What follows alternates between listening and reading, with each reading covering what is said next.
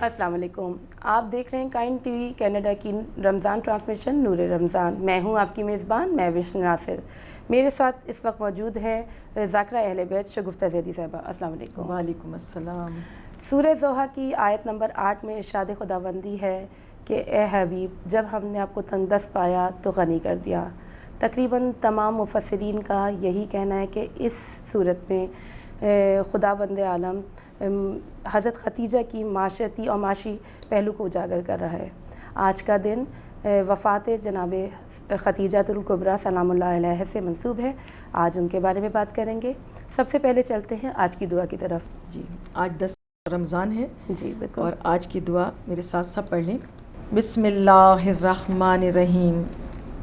اللہم اجعلنی فیہ من المتوکلین علیک واجعلنی فیہ من الفائزین لدیک واجعلنی فیہ من المقربین الیک باحسانک یا غایۃ الطالبین۔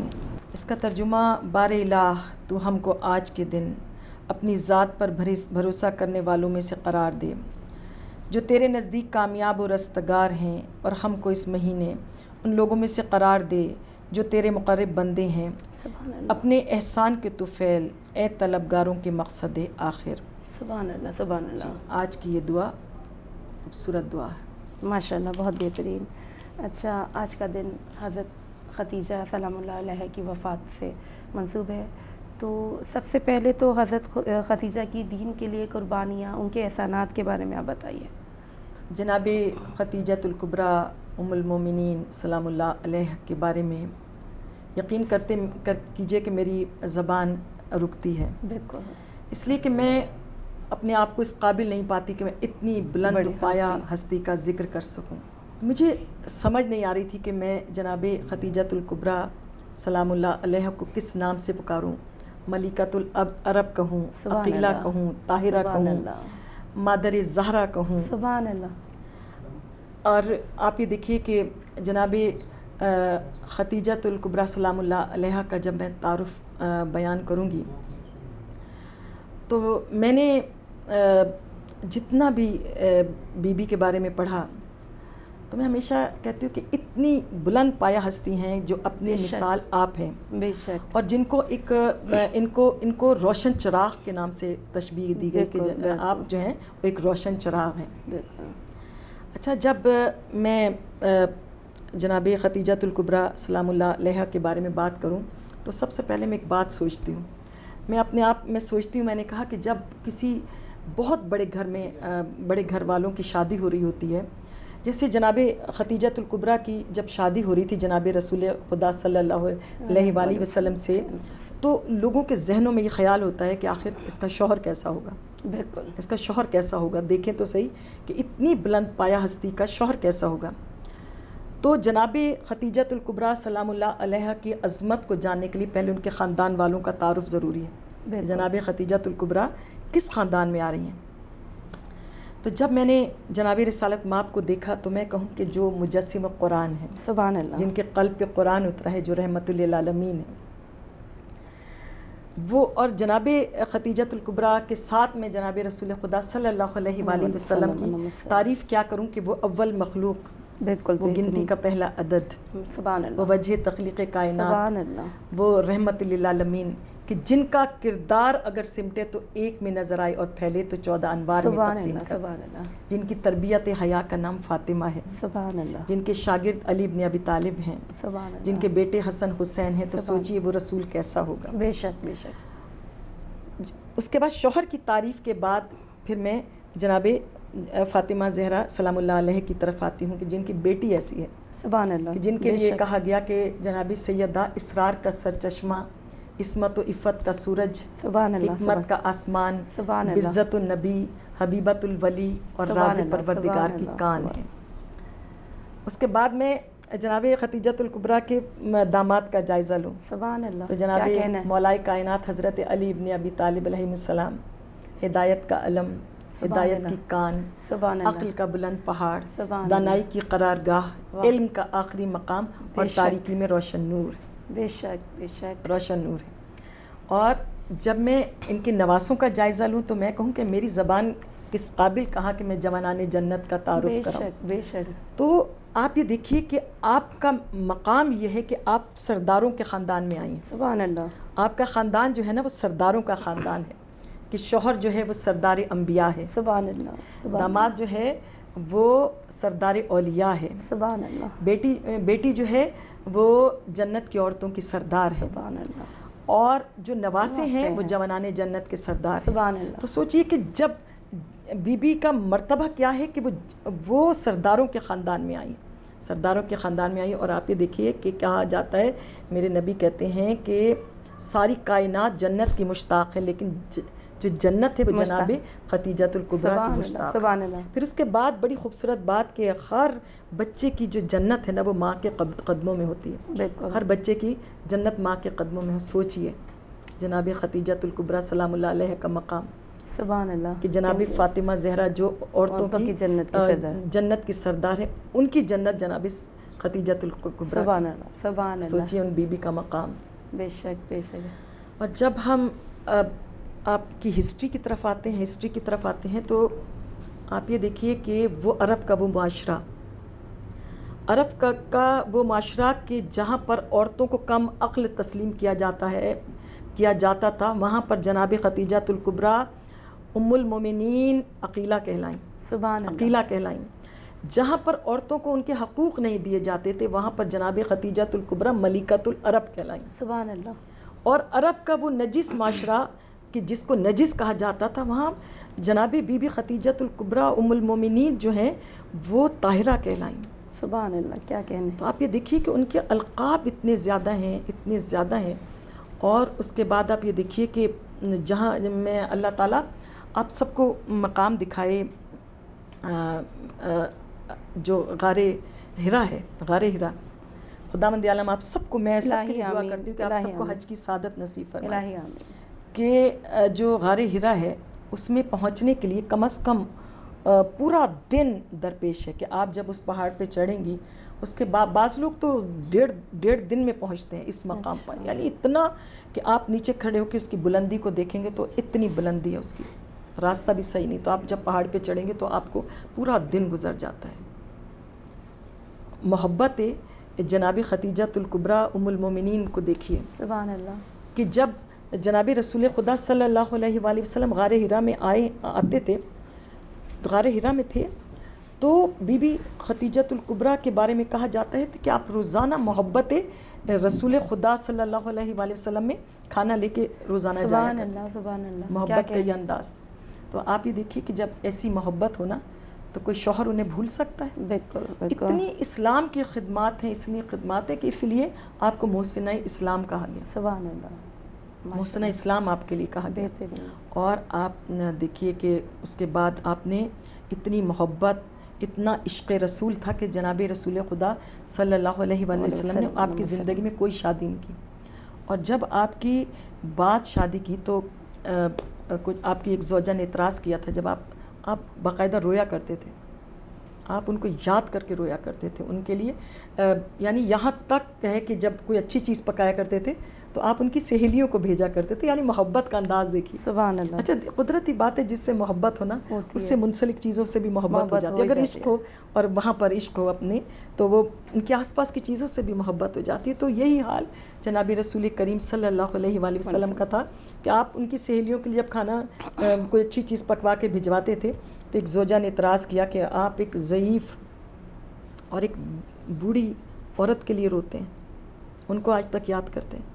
تو کہتے کہ وہ جملہ جناب رسول خدا کے دل کو لگ گیا، آپ کو اتنا غصہ آیا اور آپ نے غصے میں کہا کہ یہ میری وہ بیوی تھی، یہ میری وہ زوجہ ہیں کہ جنہوں نے میری اس وقت میرا ساتھ دیا کہ جب لوگ مجھے جھوٹا کہتے تھے، کہا کہ جب لوگ مجھے جھوٹا کہتے تھے تو وہ میری سچائی کا یقین رکھتی تھی، وہ مجھے اس وقت انہوں نے میرا کہا کہ جب ساری دنیا میری دشمن تھی، کہا کہ بی بی نے اس وقت میرا ساتھ دیا. بے شک بے شک.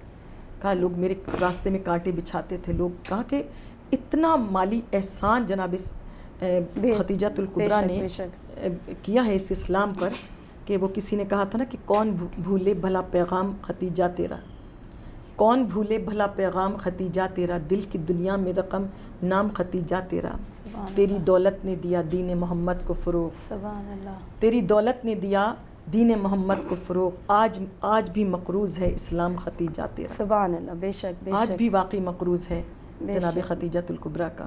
بے شک بے شک. بہت بہترین. اچھا، میاں بیوی ایک دوسرے کا لباس ہوتے ہیں، تو جناب خدیجہ سلام اللہ علیہ اور رسول خدا صلی اللہ علیہ وآلہ وسلم کا رشتہ ایسا کیا مثالی رشتہ ہے جو ہمارے لیے مثال بن سکے؟ دیکھیے ہمارے لیے تو سب سے پہلی رول ماڈل جو ہیں وہ انہی کی محبت ہے، جناب خدیجۃ الکبریٰ ام المومنین اور جناب رسول خدا صلی اللہ علیہ وآلہ وسلم کی، کہ ایسی محبت کہ جو آج کل کے میاں بیوی کے لیے رول ماڈل ہو. دوسرے مقام پر ہماری رول ماڈل جناب فاطمہ سلام اللہ علیہ اور مولا کائنات حضرت علی بن ابی طالب علیہ السلام ہیں. یہ دو جوڑے ایسے ہیں کہ جو ہمارے رول ماڈل ہیں. جناب خدیجہ وہ کہتے ہیں نا میاں بیوی ایک دوسرے کا لباس ہیں. تو آپ جب جناب رسول خدا کی زندگی میں آئیں تو اتنی آپ نے سب سے بڑی جو چیز ہوتی ہے وہ ہے دولت. دولت کا پانا بہت آسان میرے خیال میں ہے، اور اسے لٹانا جو ہے سب سے زیادہ مشکل ہے. تو جناب خدیجۃ الکبریٰ کی محبت کا اندازہ دیکھیے کہ انہوں نے اپنا سب کچھ جناب رسول خدا صلی اللہ علیہ وآلہ وسلم کی ذات پر نچھاور کر دیا، سب کچھ اسلام کے نام پر نچھاور کر دیا. اور محبت کا یہ عالم ہے کہ دیوانہ وار کہتے ہیں نا، دیوانہ وار عشق رسول میں مبتلا ہیں. کہ آپ جب غار حرا میں تھے تو کس طرح سے ان کی بے قراری بتائی جاتی ہے کہ آپ رویا کرتی تھی، باقاعدہ روتی تھی. اور آپ ہر مقام پر جناب خدیجۃ الکبریٰ کی قربانی ہے جو ہے، میں نے کہا نا یہ ایک روشن چراغ، روشن چراغ. بے شک بے شک. اور آپ کو میں ایک تھوڑا سا ایک واقعہ میں آپ کو بتانا چاہتی ہوں کہ میں جب حج پر گئی، یہ واقعہ مثال ہے آپ کی عظمت کی. میں جب شاید بہت سارے لوگوں کو اس بارے میں معلوم نہ ہو، میں نے بہت لوگوں کو بتایا کہ جب ہم حج کے لیے مکے گئے تو مکے کے سامنے وہ قبرستان ہے، خانہ کعبہ کے سامنے وہ قبرستان ہے جہاں پر بچیوں کو دفن کیا جاتا تھا، بچیوں کو دفن کر دیا جاتا تھا. تو آپ یہ دیکھیے کہ پورے مکے کے اندر اس کے ارد گرد ہوٹل بن گئے ہیں، پوری عمارتیں تعمیر ہو گئی، لیکن ایک واحد وہ جگہ ہے جو آج تک ویسی ہے جیسے اس دور میں تھی. ہم اپنے عالم کے ساتھ آگے بڑھے تو میں نے چاروں طرف دیکھا، میں نے کہا چاروں طرف تو روشنی ہے. میں نے کہا ایک واحد یہ قبرستان ہے جو آج تک بالکل بوسیدہ حالت میں ہے. تو میں نے اپنے عالم دین سے پوچھا، میں نے کہا کہ آپ بتائیے کہ آخر ان سعودیوں کی نگاہ اس پہ کیوں نہیں پڑی؟ انہوں نے تو سب کچھ توڑ کے سب کچھ بنا لیا. میں نے کہا ان پر نگاہ کیوں نہیں پڑی؟ تو انہوں نے کہا کہ ابھی اس بارے میں ہم کچھ بول نہیں سکتے. لیکن میرے ذہن میں ایک سوال تھا، میں نے کہا اس کو کیوں نہیں توڑا گیا، کوئی عمارت کیوں نہیں بنائی گئی؟ میں قرآن پڑھنے کے لیے جو خانہ کعبہ سے اوپر پہلی منزل تھی، میں روزانہ قرآن پڑھنے کے لیے اوپر جا کے بیٹھ جاتی تھی. ایک دن میں اسی دوران جب ہم زیارت کر کے ہم آئے تو میں نے قرآن پاک لیا اور میں پہلی منزل پہ جا کے بیٹھ گئی. میرے ساتھ ایک خاتون آ کے بیٹھی، پاکستانی تھی. ہم دونوں بات کرنے لگے. بات کرتے کرتے انہوں نے مجھ سے پوچھا کہ آپ کے زیارتیں مکمل ہو گئی؟ میں نے کہا جی. میں نے کہا آج ہی ہم یہ قبرستان دیکھ کر آئے ہیں. تو میں نے ان سے ذکر کیا، میں نے کہا ساری طرف بن چکا ہے، اچھی مطلب زیارت توڑ کے انہوں نے نئی چیزیں بنا لی. میں نے کہا صرف ایک واحد یہ قبرستان. تو انہوں نے کہا کہ آپ کو اس کی ہسٹری معلوم نہیں ہے؟ مجھے ایسے لگا جیسے غیب سے میری مدد ہوئی. جو کہتے ہیں نا کہ ایسے مقام پہ کوئی سوال آتا ہے تو اس کا جواب ضرور ملتا ہے. تو میں نے ان سے کہا کہ نہیں، مجھے اس کی کیا ہسٹری ہے؟ انہوں نے مجھے کہا کہ حضرت عمار یاسر اور حضرت سمیہ، ان کو اسلام لانے کے بعد جب ان کو شہید کر دیا گیا تو ان کی لاشوں کو سڑکوں پہ گھسیٹا جا رہا تھا اور ان کو کسی کو اجازت نہیں تھی کہ ان کو کوئی دفنائے یا ان کو کوئی کفنائے. کہتے ان کی لاشیں پڑی تھی سڑک کے اوپر. یہ وہ مقام تھا جہاں لڑکیوں کو زندہ دفن کیا جاتا تھا. کہتے ہیں حضرت خدیجۃ الکبریٰ ام المومنین کو پتہ چلا جب ان کو پتہ چلا کہ اس طرح حضرت سمیہ اور حضرت عمار یاسر کی لاشیں جو ہیں وہ سڑک پہ پڑی ہیں، آپ یہ دیکھیے کہ کتنا بڑا معجزہ ہے کہ انہوں نے اسی وقت اس زمین کا سودا کیا، اس زمین کو خریدا. اتنی ماشاءاللہ ظاہر مالدار ملکۃ العرب تھی، تو کہا انہوں نے اس زمین کو خریدا. خریدنے کے بعد انہوں نے حکم جاری کیا کہ ان دونوں کی لاشیں جو ہیں اس قبرستان میں دفنا دی جائیں. تو ان کے حکم سے اس قبرستان میں یہ ان کے دونوں کو دفنا دیا گیا. ان کا ایک مقام ہے جہاں پہ ان دونوں کی قبریں. اس کے بعد دیکھیے کہا کہ اس وقت سے لے کر آج تک کہتے سعودیوں نے بہت چاہا کہ اس کو مسمار کر کے کوئی بلڈنگ تعمیر کر دیں. کہتے جو ہی انہوں نے ان کا ارادہ ہوتا ہے کہ ہم اس کو توڑیں اور ہم اس کو کوئی کسی چیز کی شکل دے دیں، کہتے ہیں حضرت ختیجہ کے جو کاغذات ہیں نا زمین کے، وہ نیٹ کے اوپر سامنے آ جاتے ہیں. سبحان اللہ. کہتے ہیں کہ یہ جناب خدیجۃ الکبریٰ ام المومنین کی ملکیت ہے یہ زمین. تو کہتے ہیں جب یہ معاملہ آتا ہے درپیش، کوئی عدالت میں جاتا ہے کہ بھئی ہم اس سے کچھ بنا لیں، تو کہتے ہیں کہ وہ کاغذات سامنے آ جاتے ہیں اور کوئی اس کو ٹچ نہیں کر سکتا. سبحان اللہ. تو میں وہی کہتی ہوں، میں ہمیشہ کہا کرتی ہوں جسے خدا بلند کر دے اسے کوئی پست نہیں کر سکتا، جسے پست کر دے اسے کوئی بلند نہیں کر سکتا. اللہ یہ واقعی زندہ معجزہ ہے. یہ جو قبرستان ہے یہ زندہ معجزہ ہے اس مقام کا. جب بھی آپ انشاءاللہ جائیں گی تو آپ جب جائیں گی تو آپ وہاں دیکھیں گی کہ سب کچھ بن چکا ہے، وہی قبرستان ہے جو اسی حالت میں، کیونکہ وہ ملکیت ہے جناب خدیجۃ الکبریٰ ام المومنین. بے شک بے شک. اچھا آپا، آج کا واقعہ کیا ہے؟ آج کا واقعہ اگر پروگرام کو طول نہ ہو تو میں ایک واقعہ بیان کرنا چاہتی ہوں حضرت ابو طالب اور جناب خدیجہ کا. مولا کائنات حضرت علی بن ابی طالب سے کسی نے پوچھا کہ جناب رسول خدا صلی اللہ علیہ وسلم کیا ہیں؟ تو آپ نے بڑا خوبصورت چھوٹا سا جواب دیا. انہوں نے کہا کہ آپ جو ہیں وہ رب کا کلمہ ہیں، اللہ کا کلمہ ہے. بس یہ بات مولا نے کر دی. اس کے بعد آپ یہ دیکھیے کہ مکے میں قحط پڑا اور اتنا قحط پڑا کہ عورتیں وقت کے کھانے کے لیے اپنے بچوں کو بیچنے لگیں. اتنا شدید قحط پڑا.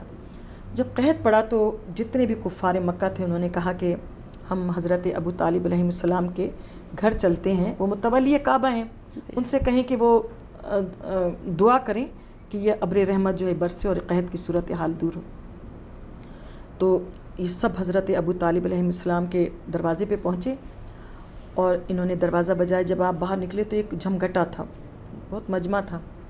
تو آپ نے پوچھا کیا بات ہے؟ تو کہا کہ آپ دیکھ رہے ہیں قحط کی صورتحال، آپ ابر رحمت کی دعا کیوں نہیں مانگتے؟ بالکل.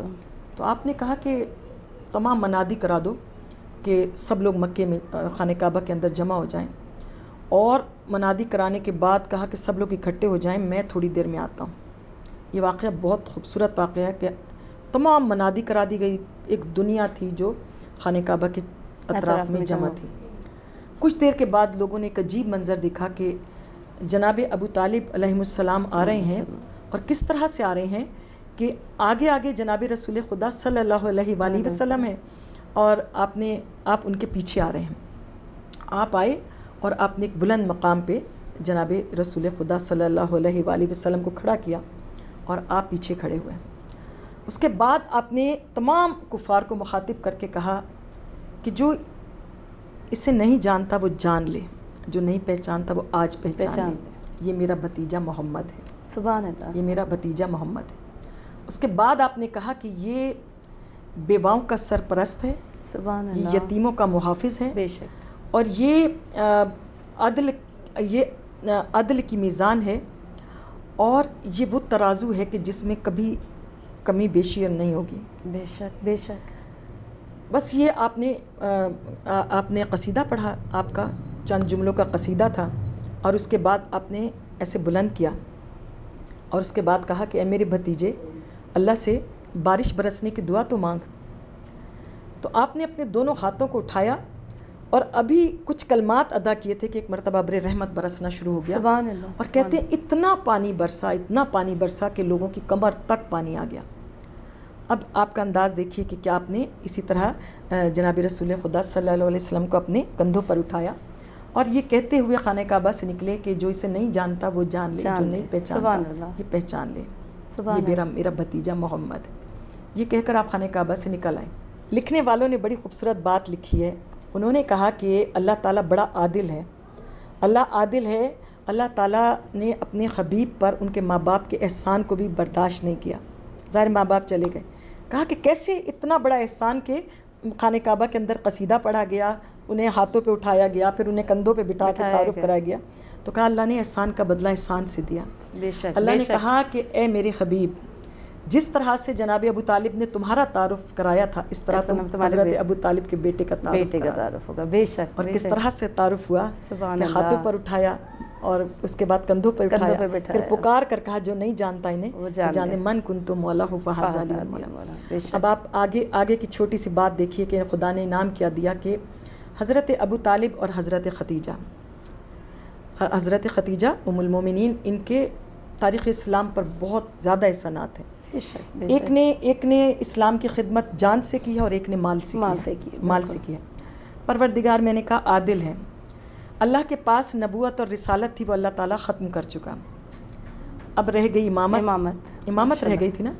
اگر اللہ جناب ابو طالب علیہ السلام کو دیتا ہے تو جناب خدیجۃ الکبریٰ محروم رہ جاتی. بالکل. جناب خدیجۃ الکبریٰ سلام اللہ علیہ کو دیتا تو جناب ابو طالب علیہ السلام محروم رہ جاتے. اللہ نے عادل فیصلہ کیا. سبحان اللہ. اللہ نے کہا کہ بیٹا ہو جناب ابو طالب علیہ السلام کا, بیٹی ہو جناب خدیجہ الکبریٰ ام المومنین کی. سبحان اللہ. اللہ تعالیٰ نے ان دونوں کو ایک دوسرے سے منسوب کر کے قیامت تک لیے امامت کی موتی چلا دی. سبحان اللہ. اللہ نے کہا کیا احسان کا بدلہ احسان ہوتا ہے. بے شک. خدا ایسا عادل ہے. تو بس آج کے لیے یہ واقعہ, اور میں بس کیا کہوں جناب خدیجۃ الکبریٰ کی مصائب کے بارے میں کہ جناب فاطمہ خدا نہ کرے کہ کسی بچی کی ماں بہت جلدی اس سے جدا ہو جائے.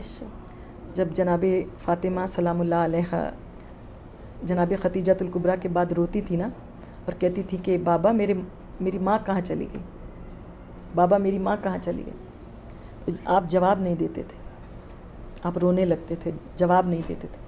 اور بچی تھی نا, 5 سال کا سن لکھا ہے, روتی تھی بار بار کہ میری ماں کہاں چلی گئی. تو جناب رسالت مآب صلی اللہ علیہ وآلہ وسلم سے ایک دن جب بچی نے سوال کیا تو جناب جبرائیل امین نازل ہوئے اور کہا کہ یا رسول اللہ, اللہ کہتا ہے کہ بچی کو جواب دو کہ تمہاری ماں جو ہے نا, کہا کہ وہ ایسے مکان کے اندر ہے جس کی چھتیں یاقوت و جواہر کی ہیں, جس کی دیواریں جو ہیں وہ سونے کی چاندی کی ہیں. تمہاری ماں ایک ایسے روشن گھر میں ہے.